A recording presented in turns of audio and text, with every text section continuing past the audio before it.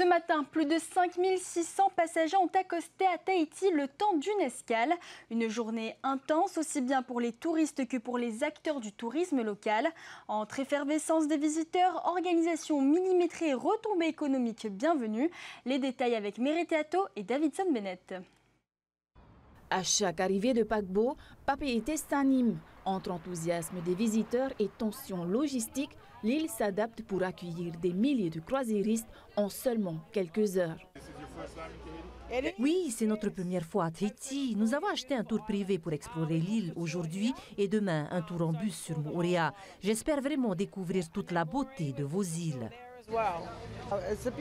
C'est un beau pays. Chaque île a sa beauté. La langue est un peu un problème, mais les gens sont très gentils et généreux. J'adore la façon dont les chauffeurs sont si courtois. Pour les prestataires, c'est une aubaine, mais aussi un vrai défi logistique sur le terrain. On va le tour de l'île de Tahiti. On les emmène promener en bus. Donc c'est 6 000 francs le tour de 4 heures. Donc on est là à Tahiti, ici à Papeete, pardon. On s'arrête au Lighthouse, donc la Pointe Vénus, les cascades, le Grand Tropical Garden, les grottes de Mara et on revient. Il manque beaucoup de place, donc là aujourd'hui il y a un paquebot, donc on essaie de se garer là où on peut sans trop gêner la circulation.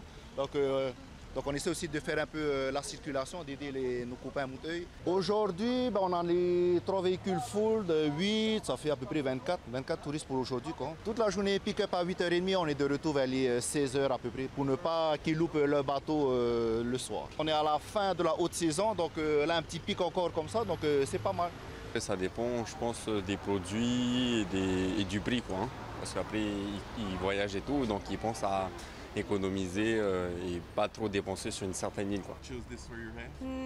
Oui, c'est beau, mais peut-être pas pour mes cheveux, mais c'est beau. Mais tous les commerçants ne profitent pas de la même manière de ces escales éclairs. S'ils achètent à terre, s'ils dépensent leur argent ici, oui, tout à fait, c'est positif pour l'économie. Derrière ces arrivées massives, une organisation millimétrée se déploie pour assurer le ravitaillement et la sécurité du navire. Avec 12 conteneurs à charger à bord de ce navire, donc on a dû sortir les conteneurs en avance et les mettre sur les pieds afin d'assurer le ravitaillement alimentaire et également des provisions du navire. Ça mobilise à peu près 20 personnes pour la partie approvisionnement, également la partie déchets et également la partie approvisionnement en fioul. Et pour offrir aux passagers un souvenir de cette journée, Tahiti Tourisme mise sur la culture et la convivialité. 5663 passagers qui arrivent donc de Hawaï.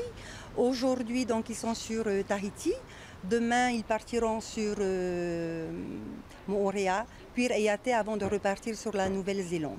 Une escale courte mais précieuse, symbole d'un tourisme de croisière en plein essor, entre opportunités économiques et défis d'accueil sur le Fénois.